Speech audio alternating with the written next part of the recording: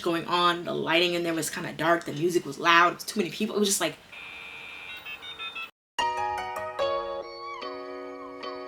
hey guys, it's Jody, and I am back with another video.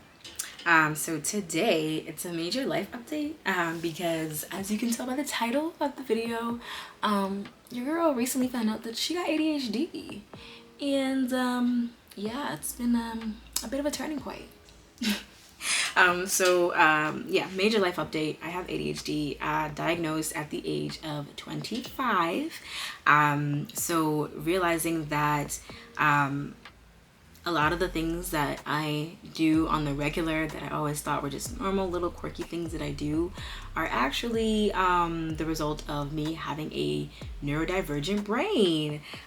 So I've been able to give myself a lot more grace, kind of learning about what ADHD is, exactly what I guess, like, what are the effects or the symptoms of having ADHD? What are some of the things that it kind of, has, what are the effects of having it? And then kind of just different ways to navigate and move forward in my life, because there's a lot of things that I guess I would always internalize or kind of take to the heart, and just being somebody that has this specific form of neurodivergence, we tend to be people that are a little bit more sensitive, really sensitive when it comes to like rejection, when it comes to any type of criticism. So learning that, okay, it's not me, it's not an actual representation of who I am as a person, it's more so just how my brain works, and finding better ways to navigate and move forward through that. I kind of will break down a bit of how I realized that I had ADHD. So and I was just working, and I realized like it was just, things were very hard for me to kind of keep track of. I had a certain structure and flow that I wanted to keep moving towards, but there was a bit of pushback sometimes with work. Things would come up and it would kind of get a little bit more hectic, but I was like, please, like, I just need a structure, because if you don't give me a structure, things are going to slip through the cracks. And I kind of had to really advocate for myself and push forward. But I just remember having a conversation with my therapist, and I was letting her know, like, I was already diagnosed with generalized anxiety disorder, and I know that I already have depression as well. And those are things that I already work on. I've been like just kind of going through the motions and learning a bit more about. But then I realized, or well, I learned, my therapist was like, have you ever thought that you like had ADHD? Only because I was explaining to her that it's hard sometimes for me to focus on things. At times I do feel a little bit fuzzy and just kind of hazy. Somebody could talk to me about something and it just kind of goes over my head, and I'm listening to every word, but it's like something just is not clicking. And it's not because I'm dumb, because it's like, give me some time, it'll work. But it's like, if my brain is just understimulated or something is boring, quote unquote, it's not gonna click. Like, it just don't make sense. I will literally overcomplicate things just because my brain registers them as boring. It doesn't produce enough dopamine to hype me up and have me actually give a fuck. So with that being said, just kind of having that conversation with her, I've learned, she was like, yeah, have you ever been like, evaluated or assessed for a learning disability? I was like, no, because growing up, I've always been the kid that's just so good at everything. Like, I was the kid that I was good at math, good at reading, good at writing, good at all of that stuff. I excelled in almost every single subject. I was very creative. I can sing. I could do a lot of different things. Things normally came easy to me. I didn't always have to study. I remember there was a point in my life where I didn't even need parent-teacher conferences. Like, they were like, we rather not schedule one for you because you're tip-top shape. And honestly, we got other kids that we need to talk to their parents a little bit more. So it was just like classified as a gifted kid, always been in honors classes, AP classes, just really going with the flow. There was a time where like I was in honors classes and I didn't do homework and I would still get a B+. Like, it was bad. Like, it was just like, I was just doing it. I was doing well. And I was able to just get by. There's just things that I just don't want to do. I'm not about to do it. So kind of talking to her, she just, let me just do this quick, I'll ask a series of questions and we'll go through it. And she did like a quick little checklist. And at the end of it, it was just like, wow. She's like, yeah, you got ADHD. She was like, anything in the gray is like, you know, cause for concern about ADHD. And it was like, I think everything was in the gray for me. Maybe like one thing wasn't. It was like, damn, I didn't even think about that. But wow. So learned that about myself and kind of tapped in. Then the next steps in just kind of hearing from my therapist was to try to see if I could get a neuropsych eval. That definitely took a lot of time. I had connected with a psychiatrist, but she didn't do neuropsychiatry. So just getting another opinion. And in that same vein, my psychiatrist who I had got, she was able to help me manage my anxiety for the time being. So I did get started on some anxiety medication, fluoxetine, Prozac. So I've taken that, and it was like, we'll manage the anxiety for now while you wait to get an evaluation from a neuropsychiatrist. And let me tell y'all, these appointments are ridiculous, child. It's like, it takes months to get an appointment on the books with these doctors. It's crazy. And then to find one that takes your insurance, bro, don't even get me started. But that's neither here nor there. So yeah, then I took the time to kind of do a lot of research, and it took me almost a month to get someone. And then when I did finally get someone, they didn't have an appointment until like 3 months after. It was like the weekend before my birthday, or a couple days before my birthday. I was like, September 1st, it's like July, what are we talking about? Like, it was crazy. So I was like, okay, whatever, I'm gonna take that. Yeah, I went through, had my neuropsych eval. But in the time being before I had that evaluation and before I was able to get started on any type of medication, I was kind of tapping into a bunch of different resources that I could find to just understand myself a little bit better and kind of grow a little bit more from learning about my ADHD. I also noticed like there wasn't many, I would say, like content creators, black girls that were talking about having ADHD and just kind of giving out tips. Only person I know was like Jayla, Jay Majette. She recently, I think, was diagnosed with it too. I think her and her sister. And there was a video, like she has a couple of videos on it, kind of just like learning about, okay, where the heck did this come from, and you know, kind of breaking it down a little bit more. But I found a channel called How to ADHD, and child, when I tell you, that channel has truly changed my life. Jessica from How to ADHD, she just creates like some really amazing informative videos that have really cool animations. They're very ADHD friendly and easy for you to follow, and it really has helped me change my outlook from thinking of myself as lazy. Like right now I'm looking around in my bedroom, y'all can't see it, but it is an absolute mess. It looks like a tornado come through here, but this is cleaner than it was before, and that's only because I had the urge to make this YouTube video today. You know what I'm saying? Like, it's just like different things that, but before knowing that I had ADHD, I would really internalize that and feel so bad about myself, and just like sometimes I didn't have the will to want to clean up, or I don't have the energy to want to focus on something, or just kind of, you know how things can get when things pile up a little bit, but my mind is on some other things. So I'm like ripping and running and getting things done, but other things are kind of sacrificed at the time because I'm going towards the things that are fueling my brain and that are actually positively impacting my mindset in the moment, that are really stimulating my mind.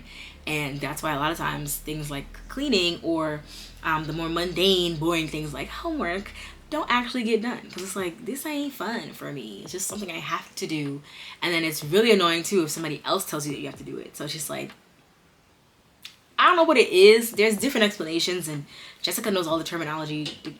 The lady got a video about everything, so please go tap in to How to ADHD. She really has helped me learn a lot more about myself. From just kind of coming to terms with having ADHD, just some of the things that I guess like over time, or things that I've noticed while I was learning a little bit more about that, I was able to kind of move things in a way where I can set up my life to be a bit more ADHD friendly. So taking the time to put proper, like, I guess like almost like guardrails in place. Like, you know, when you bowling and like you got to put the guardrails up, and I feel like this is an analogy that she had said too. It was like putting up guardrails so that like you're gonna get a gutter ball regardless. So just put up the guardrail so it can help you at least get a better chance of getting the actual thing done. Like, if you know you're about to lose your keys all the time, make sure that your keys are on a hook right by the back, right by the door. So no matter what, they're always there. If they're not there, something is going on. If you know that you hate doing laundry, you hate sorting it, get yourself a freaking, it's right next to me. Get yourself a freaking laundry hamper that comes with the pre-sorted sections. Girl, I have never done this much laundry in my life. Now when it comes to folding it, that's a problem still. We're gonna work on that. But I'm at least able to get it in the washer and the dryer. That's crazy. It's amazing. Like, different things like that have helped me kind of move forward, and putting things in place that's just like, it makes sense for my brain, so I'm gonna set my stuff up like that. So some of the things that I definitely still have issues with are societal norms, social norms, and just like the way that you move as a person. Being, you know, someone that kind of like gets put in a specific category a lot of times, like, you know, the pretty girl, the girly girl that's meant to, you know, just show up, and she's just like the cool girl that knows how to do this and knows how to do that, and like she just shows up and everything's all peachy keen and good. Things can be kind of hard sometimes. Like, I know with the way that I look, I like to be very approachable and very friendly, but one thing that I've learned, with my social battery being very short-lived, or just kind of, it has a really low threshold, I get overstimulated so easy. I remember I was at a conference recently, the beginning of last month, and there was an after party, and it was in the Rock and Roll Hall of Fame, and there was this guy trying to talk to me, and it was just like, I could not make eye contact. I wasn't even trying to focus on what he was saying, because it's just too much going on. The lighting in there was kind of dark, the music was loud, it was too many people. It was just like there's an itch in the back of my brain that I cannot scratch, and it was hard for me to focus and just kind of stay not cognizant, but just kind of stay, I guess, like, in the moment. Sometimes I just kind of like, everything becomes a blur, and it's just like, ugh. I think also too, I kind of psych myself out, and I feel like I'm not as interesting as I am. So I feel like people that are trying to talk to me, like, they don't really even want to talk to me. So then I kind of just like look away, don't really look, have my eyes low. I might even engage in conversation with somebody else. Like, I'll let somebody else interrupt the conversation, or look, you know what I mean? Like, my attention gets drawn somewhere else, and it's like, I'm not trying to be rude. I'm not a bitch. I just have ADHD and I can't focus on this conversation right now. I'm a little overstimulated, and it's just a lot going on. But, you know, sometimes you don't always say that. It doesn't always come out that way. Especially in those situations, like, I'm not gonna be able to explain that. So yeah, sometimes it just, I've met people, I connect with people, and I remember, like, it was just like, yeah, it was cool, but then it just, like, I didn't realize I let it just fizzle out, and I didn't mean to. So, you know, you live and you learn.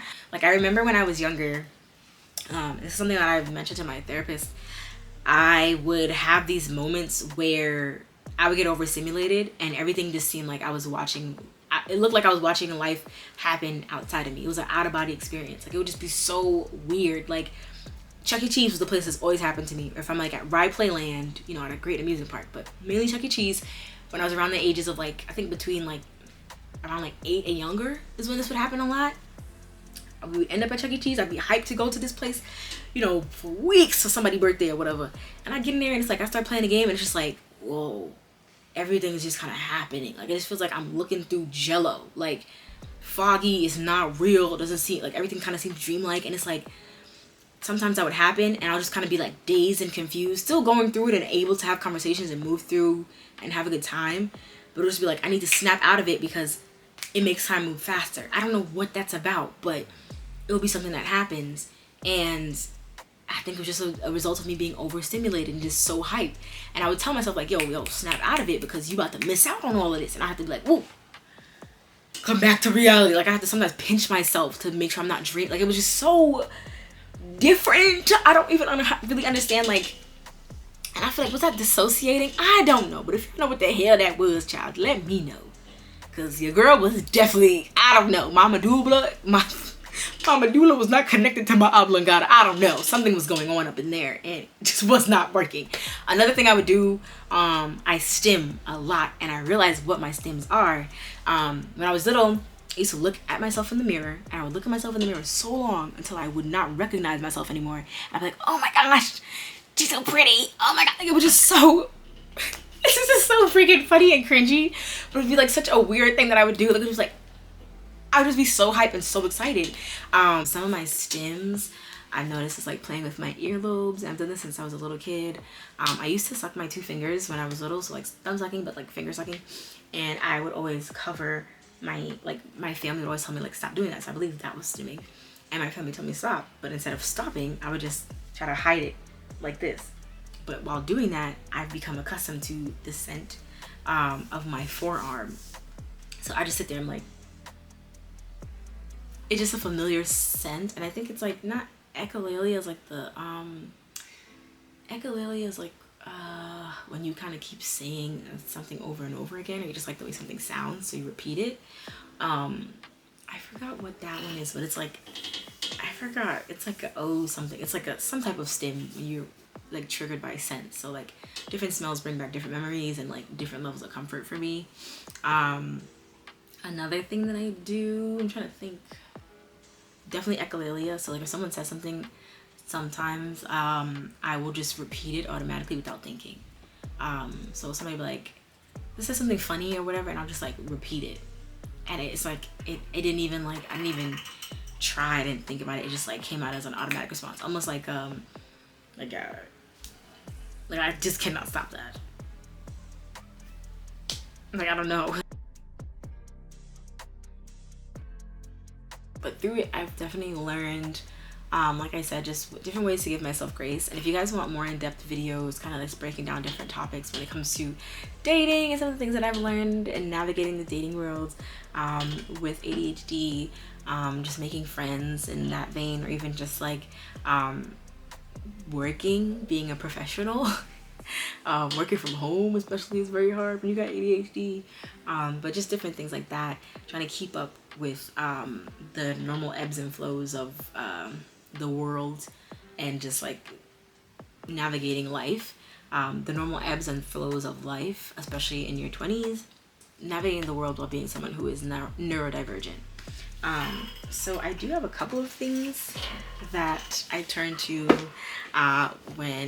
once I was learning a little bit more about myself. So one of the major things that I do, I don't do it all the time, but when I do get like really kind of in my head, I journal. I've been using this journal for a very long time, since like, I think I got this in 2020. Yes, I've been using this journal. It's just so cute. And I just, of course, write down all my thoughts and everything like that, different journal prompts and just my feelings. But then also what's been another big help is the shadow work journal, child. It definitely is a tearjerker at times, but I've been able to kind of really kind of go through, and I think in terms of just being someone who is diagnosed with a disability at a later age, you can kind of have a lot of resentment for the adults that were in your life for just not noticing it or not picking up on it, but it does kind of help me get my feelings out, identify those feelings, and figure out the best way to kind of communicate that as well. So it's not negative, but just being able to have open forms of communication. And then this is a book that I found in Five Below, actually. It's called Pause, Rest, Be. As somebody that has ADHD, I tend to take on a lot of things, do a lot of things at one time. I'm also a major procrastinator, so sometimes I have to do 5 things at once in order to meet deadlines. And this is a book that I started reading. I did not finish it just yet, but it has a lot of great insight, and just very helpful. Kind of when I do feel like I need to just take a break and stop doing things, I do pick up the book and I just try to read a little bit through it. But yeah, it's been very helpful, and just kind of having me understand, especially as Black women trying to navigate the world in my 20s, and just being a young professional, that it's okay to just take a break and just breathe. You don't have to be going at 100 all the time. Like, what's that phrase? Like, if you show up at 100 all the time, and then for today you only have like 50% to give, if you give that full 50%, you're still showing up at 100%.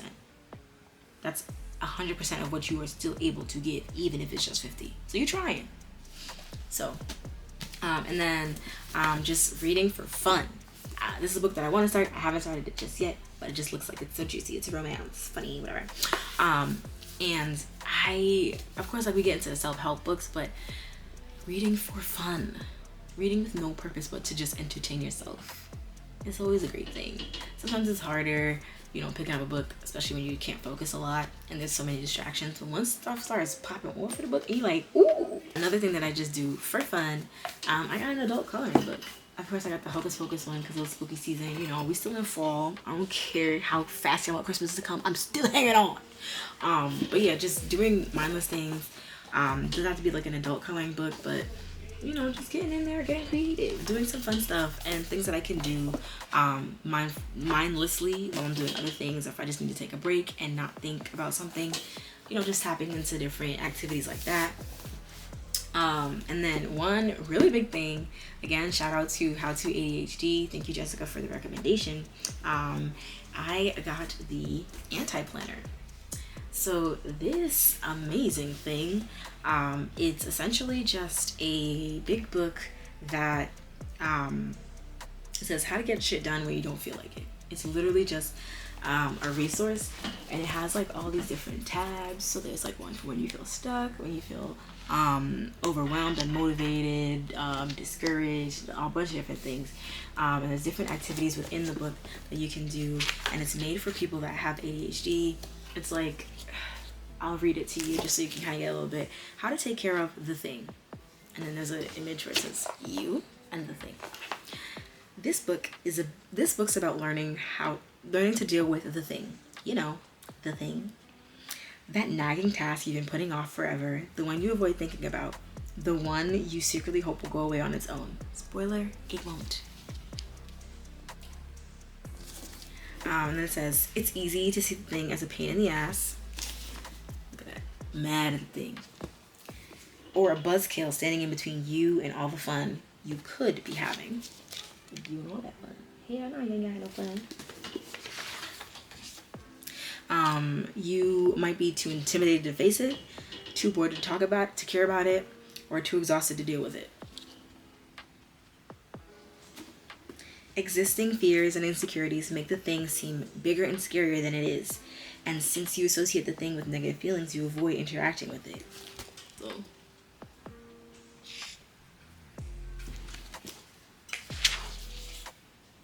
But the thing is not your enemy. It's a neutral task just trying to get itself to done. And it can't get there without you. The journey doesn't have to suck. So it's like, look, be sad. Those are your taxes that you need to file. Stop it. Like, it says you can turn boring stuff into games, find some company to join you, and celebrate small victories along the way. It's so cute. I just love the graphics and her art style. When you try new, fun ways of getting to done, your relationship with the thing changes. You start to associate it with positive feelings of enjoyment and accomplishment instead of anxiety and dread. Because you're headed in the same direction, facing the same obstacles, making the same journey. Might as well enjoy the trip. #to done. So, it's just so nice. So yeah, there's a bunch of different activities, different things. Like there's a self-care checklist in here. It says recharge your batteries. Like just a bunch of different things. Creating accountability. Like it's just so many different things that can kind of help along the way. And of course I'm not done with all of this. You kind of just pick this up as you go when you are feeling some kind of way, and then just need maybe like a little helpful activity or just something to kind of push you back on track. So it's really cool. She got cuss words in here, so this is for grown folk. But yeah, it's really cute. Definitely been able to utilize this, and it's been fun just kind of tapping into something that's not so rigid and not so serious, not so structured. It's just like, we got you. We know how you're feeling. So utilizing those types of resources really has helped me. This was created by Danny Donovan. I believe she has a YouTube channel too. So definitely tap into her. There's like a bunch of other people that she highly recommended to tap into, like their channels and stuff. I don't know if I can find it, but I'll probably link all those people below. But yeah, just like different ways that you can kind of tap into learning about managing your ADHD and just working on you. So for those that have recently been diagnosed, or maybe you've known your entire life,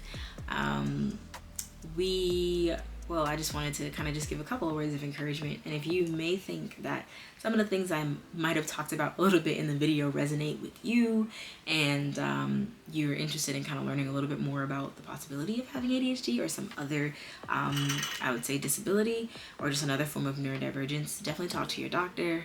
Talk about potentially setting up an appointment with a neuropsychiatrist and getting a couple more answers, because you never know. Sometimes medication isn't the end-all be-all for some. Sometimes if you don't want to necessarily take medication, or that's not the route you kind of want to go in, there are a bunch of different options. But if it's not medication, then there's at least some type of plans or just things you can put into place that can kind of help you restructure your life and make things a little bit more manageable for you. So wishing everybody luck. Thank you so much for taking the time to, listen with me. And if there's anything that you took from the video, let me know down below. I'd love to read some comments and just hearing a little bit of feedback, anything that you guys want to share. But until next time, I'll catch you guys later.